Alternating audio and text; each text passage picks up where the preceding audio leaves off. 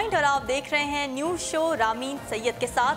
खुदा के लिए बोल वरना शोएब मंसूर फिल्मी नगरी में तहलका मचाने के लिए तैयार। खूबरू अदाकारा माहिरा खान हमेशा ही मद्दाहों को अपने मुख्तलिफ किरदारों से खूब मुतासिर करती हैं और यही वजह है कि उनकी नई आने वाली फिल्म वरना का टीजर जारी होते ही उनका नया अंदाज मद्दाहों की दिलचस्पी समेट रहा है। माहिरा खान के लिए अपनी फिल्मी सफ़र का आगाज़ फिल्मसाज शोएब मंसूर की फिल्म बोल से किया था, जिसमें उन्होंने अपनी बेहतरीन अदाकारी से मद्दाहों का दिल जीता और वो एक बार फिर शोएब मंसूर की फिल्म वरना में जलवागर हो रही हैं। माहिरा ने फिल्म का टीजर ट्विटर पर मद्दाहों से शेयर किया, जिसमें अदाकारा इंतहाई गुस्से की हालत और बदला लेने के अंदाज में मारते हुए दिखाई दे रही हैं। टीजर के जारी होते ही मद्दाहों की जानिब से उनके एक्शन को खूब सराहा जा रहा है और चंद ही घंटों में मुतादिद लोगों ने टीजर को देख लिया है। फिल्म की कहानी के बारे में अगर बात की जाए तो कहानी ऐसी लड़की के गिर्द घूमती है जो अपने साथ होने वाली ज्यादती का बदला लेने की आग दिल में लिए घूम रही है। फिल्म में माहिरा के साथ मरकजी किरदारों में हारून रशीद, ज़रार अहमद, नेमल खावर और रशीद नाज शामिल हैं। टीजर में चलने वाले म्यूजिक के हवाले से अगर बात की जाए तो इसको बेहतरीन म्यूजिक करार दिया जा रहा है और तमाम मद्दाहों ने अभी से फिल्म के रिलीज होने का इंतजार शुरू कर दिया है, जबकि साथ ही फिल्म की कामयाबी के लिए भी नेक तमन्नाओं का इजहार किया जा रहा है। यहाँ इस बात का भी ख्याल रहे कि फिल्म वरना रवां साल 17 नवंबर को बॉक्स ऑफिस की जीनत बनेगी। एंटरटेनमेंट पॉइंट से ही अगली खबर शामिल करेंगे। बॉलीवुड के मिस्टर परफेक्शनिस्ट आमिर खान का कहना है कि उनकी नई आने वाली फिल्म सीक्रेट सुपरस्टार फिल्म नगरी में कामयाब बिजनेस करने वाली है। फिल्म दंगल से ज़्यादा बड़ी फिल्म है, उनका ये कहना था। आमिर खान की फिल्म दंगल बॉलीवुड के वो वाहिद फिल्म है जिसने बॉक्स ऑफिस पर तमाम अगले पिछले रिकॉर्ड तोड़ दिए हैं और रिलीज होने के बाद लगातार 9 माह तक भारत, पाकिस्तान, चीन और दीगर ममालिक में खूब कमाई की। हाल ही में आमिर खान ने सिंगापुर में अपनी नई फिल्म सीक्रेट सुपरस्टार की तशहीर के दौरान एक इंटरव्यू में कहा कि पहले तो उन्होंने अपनी दोनों फिल्मों का मवाजना किया। इसके अलावा उनका ये कहना था कि फिल्म दंगल एक ऐसी संजीदा फिल्म थी जिसमें पैगाम दिया गया था कि बेटा हो या बेटी दोनों ही बराबर अहमियत के हामिल होते हैं, लेकिन फिल्म सीक्रेट सुपरस्टार मुकम्मल तौर पर नौजवानों के लिए है और ख़ास तौर पर बच्चियों के लिए जो अपने लिए ख्वाब देखती हैं और उन्हें पूरा करना चाहती हैं। अदाकार का कहना यह था कि फिल्म सीक्रेट सुपरस्टार में 14 साल बच्ची की कहानी है जिसकी ज़िंदगी का मकसद गुलकारा बनना है और वो अपना ये ख्वाब पूरा करना चाहती है। आमिर खान ने बताया कि भारतीय मुआशरे में लड़कियों को अपने ख्वाब पूरा करने में मुश्किलात का सामना रहता है और फिल्म सीक्रेट सुपरस्टार में देखा जा सकेगा कि ज़ायरा वसीम अपने ख्वाबों को पूरा करने के लिए मुआशरती नाइंसाफ़ियों और पाबंदियों से मुकाबला कर रही हैं। फिल्म स्टार आमिर खान ने कहा कि फिल्म दंगल में मरकज़ी किरदार वो खुद अदा कर रहे थे, लेकिन उनकी नई फिल्म में अहम किरदार ज़ायरा वसीम का है, तो ये कहना बिल्कुल ठीक नहीं होगा कि फिल्म के हीरो वो हैं। ख्याल है कि आमिर खान की फिल्म सीक्रेट सुपरस्टार 19 अक्टूबर को सिनेमाघरों की जीनत बनेगी। खबरों के सिलसिले को आगे बढ़ाते हैं। नाज़रीन, चीन में होटल का बिल ना देने के लिए एक शख्स ने अपनी जान ही जोखम में डाल दी और तारों के जरिए फरार होने की कोशिश की, जो उसे महंगी पड़ गई। चीन में एक शख्स ने होटल में रात गुजारी, लेकिन बिल अदा करने के लिए उसके पास फूटी कौड़ी ना थी, जिस पर उसने बिल देने से बचने के लिए एक अनोखा और इंतहाई खतरनाक तरीका ढूंढा। उस शख्स ने होटल के पास 4 रोया मसरूफ तरीन सड़क से जाने के बजाय फिल्मी हीरो की तरह तारों से जाने में आफियत जानी। सरफिरे शख्स ने बिल्डिंग के 20वें फ्लोर से टेलीफोन की तारों के जरिए दूसरी बिल्डिंग में जाने की हिमाकत की और तारों में उलझ पड़ा।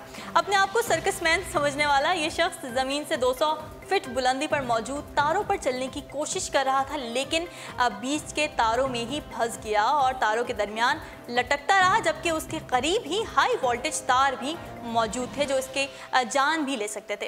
इस वाक़े को देखने वालों ने दांतों तले उंगलियां दबा लीं और उसकी वीडियो भी बनाई। तारों के दरमियान फंसने वाले ये बेवकूफ़ सा जो आदमी था फिर मदद के लिए पुकारता रहा और वाक़े की इत्तला मिलने पर रेस्क्यू एहलकार मौके पर पहुंचे और उसे बहिफाजत उतार कर पुलिस के हवाले कर दिया।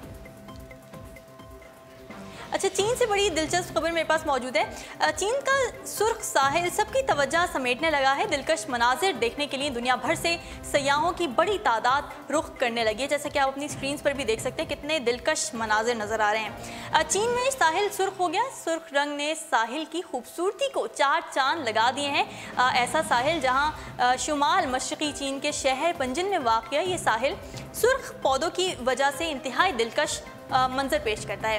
रेड बीच के नाम से मशहूर ये साहिल अप्रैल में सुर्ख चादर तान लेता है और ये सुर्खी अक्टूबर के अख्ताम तक बरकरार रहती है और आहिस्ता आहिस्ता जामनी रंग में तब्दील हो जाती है। ये इलाका 260 से ज़्यादा परिंदों और 399 किस्म के जंगली जानवरों का घर बन गया है, जहां आप मादूमी का शिकार गूंज और सियाह चोंच वाले बगले तलाश कर सकते हैं। जी नाज़रीन, क्या आपने कभी तसव्वुर किया है कि ताज़ा हवा भी फ़रोख्त की जा सकती है? लेकिन ये काम भी अब होने लगा है और इसका आगाज़ फ़िज़ाई आलूदगी से मुतासिर तरीन मुल्क चीन से हुआ, जहाँ वाकई ताज़ा और साफ़ सुथरी हवा की शदीद किल्लत है। चीन के शहर जिंगजिंग में दो खवातीन ने एक अनोखे ऑनलाइन कारोबार का आगाज़ किया है, जिसमें वो ताज़ा हवा को पैकेट में बंद करके फ़रोख्त कर रही हैं। ये ताज़ा हवा मुख्तलिफ अक़साम में दस्तियाब है। यहाँ आपको पहाड़ों की ताज़ा हवा भी मिलेगी, जबकि किसी सरसब्ज़ वादी की खुशबूदार हवा भी दस्तियाब होगी। ताज़ा हवा के हर पैकेट की कीमत 15 यौन यानी लगभग 237 पाकिस्तानी रुपए है और रिपोर्ट्स के मुताबिक अब तक दोनों बहनें 100 से ज़ायद पैकेट फ़रोख्त कर चुकी हैं। एक चीनी चैनल को जब उन्होंने इंटरव्यू दिया तो उन दोनों बहनों का ये कहना था कि उनके इस कारोबार का मकसद पैसा कमाना हरगिज़ नहीं है, बल्कि आम लोगों और हुकाम की तवज्जो फ़िज़ाई आलूदगी की तरफ दिलाना है। याद रहे कि चीन की फ़िज़ाई आलूदगी का सबसे बड़ा सबब तवानाई के लिए कोयले का इस्तेमाल है और इस वक्त दुनिया भर में कोयले का सबसे बड़ा इस्तेमाल कुनंदा चीन है, जो अपनी तवानाई की तमाम तर ज़रूरियात कोयले से पूरी कर रहा है, जबकि दुनिया भर में मौजूद कोयले का 49% हिस्सा चीन के ज़ेर इस्तेमाल है। कोयले का ये इस्तेमाल चीन को आलूदा तरीन ममालिक में सर फहरिस्त बना चुका है और यहाँ की फ़िज़ाई आलूदगी इस कदर ख़तरनाक हो चुकी है कि ये हर रोज़ 4000 अफराद की मौत का सबब बन रही है, जो आलूदगी के बायस मुख्तलिफ बीमारियों का शिकार हो जाते हैं। और अब खबर शामिल करेंगे टेक्नोलॉजी पॉइंट से। चीनी माहिरीन ने लाइफाई टेक्नोलॉजी में नैनो टेक्नोलॉजी इस्तेमाल करते हुए 50 GB फी सेकंड डेटा मुंतकली का कामयाब तजुर्बा करके दुनिया भर के IT माहिरीन को पीछे छोड़ दिया है। दुनिया भर में इंटरनेट के फ़रोग और उसे वसअत देने के लिए माहिरीन की टीम चीन की university Chinese academy of sciences में तजुर्बात कर रही है। साइंसी माहिरीन ने तेज़ तरीन इंटरनेट की सहूलत लाइफाई का कामयाब तजुर्बा किया और माहिरीन का कहना यह था कि ये टेक्नोलॉजी आइंदा 6 वर्षों में आवाम की दस्तरस में होगी। माहिरीन के मुताबिक तहकीकाती टीम ने इंटरनेट की सर्विस को तेज़ करने और मियार को बेहतर बनाने के लिए लाइफाई में कार्बन नैनो मटीरियल को इस्तेमाल करके तजुर्बा किया, जिसके बाद इंटरनेट की मुंतकली रफ्तार में काफ़ी फ़र्क पड़ा है और ये स्पीड रेडियो की लहरों के मुवाफिक तेज़ हो गई है।